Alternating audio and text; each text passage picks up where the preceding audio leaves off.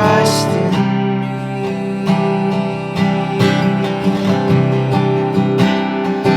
Lord, I need you. Oh, I need you. Every hour I need you. My one defense, my righteousness. Oh God, how I need you. So teach my song to rise to you. When temptation comes my way, when I cannot stand, I'll fall on you. And Jesus, you're my hope and stay. Lord, I need you. Oh, I need you. Every hour I need you. My one defense, my righteousness. Oh God, how I need you. You're my one defense, my righteousness. Oh God, how I need you. My one defense, my righteousness. Oh God, how I need.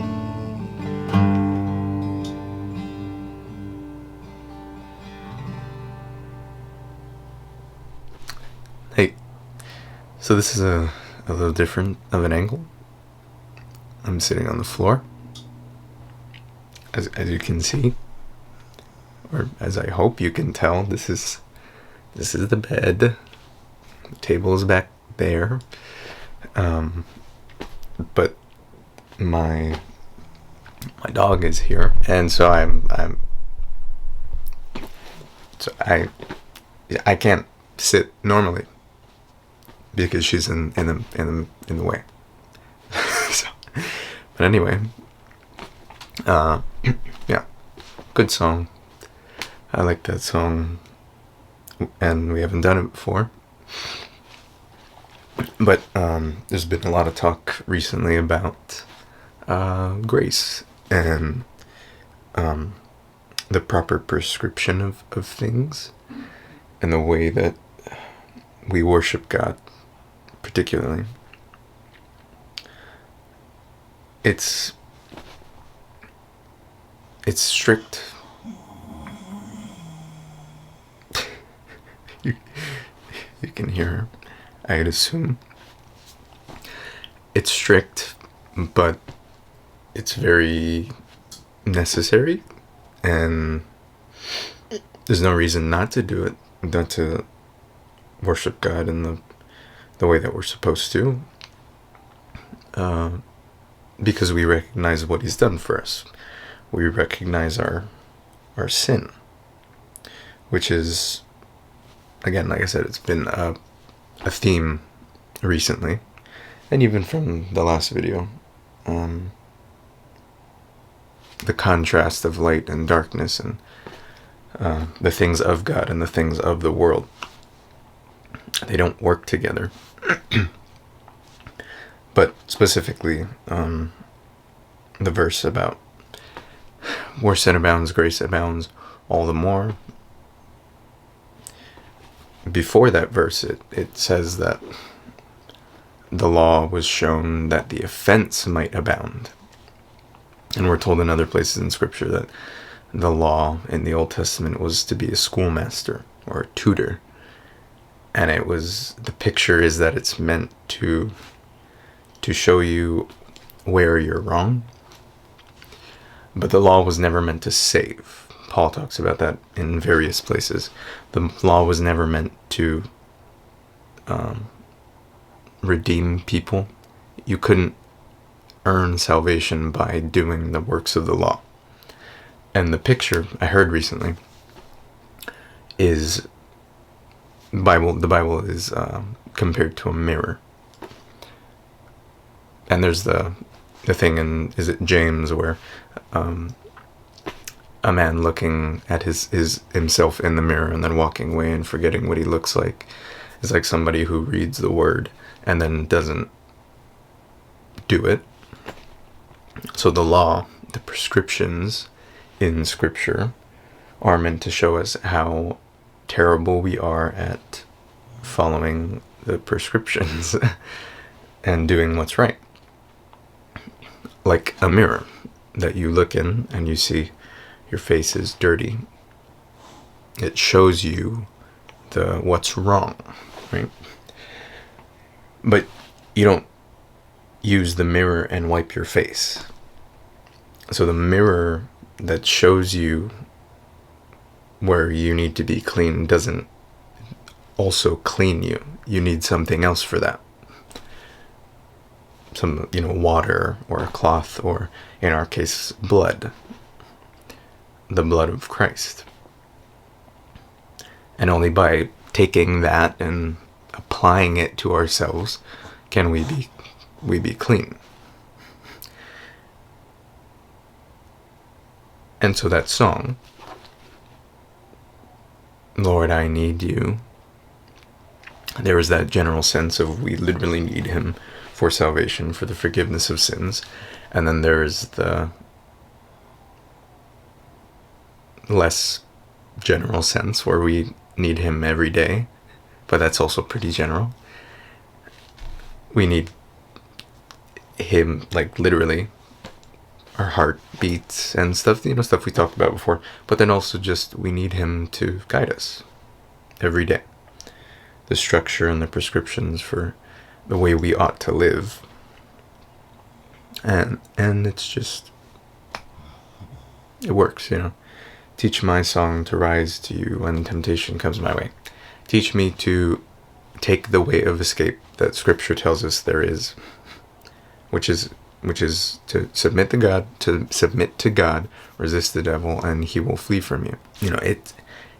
It's that I've mentioned before about how all aspects of Scripture connect to each other, and that you can't really read something and then have a discussion about something and it not connect to something else.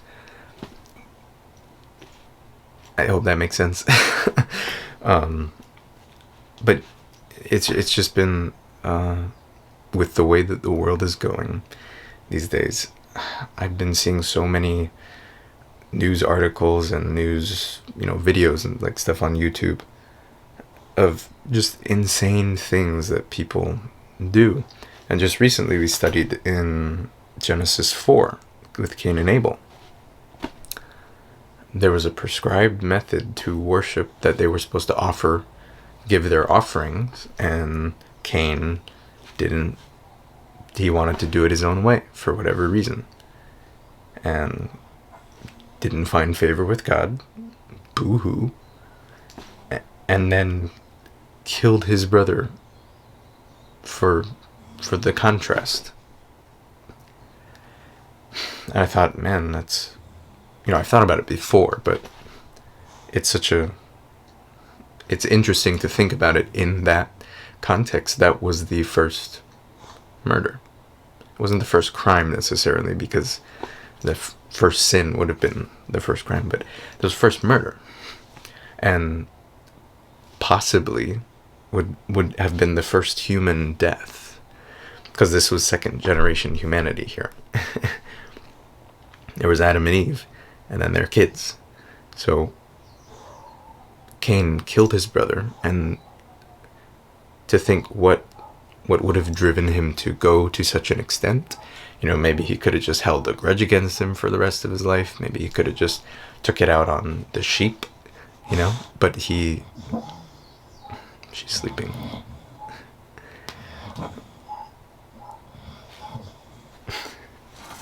She's dreaming.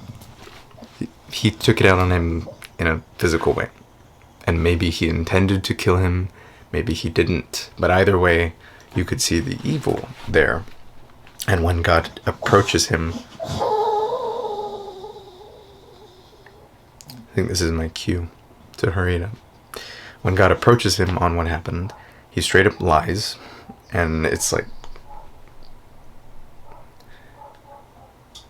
how easy it is for us to dismiss God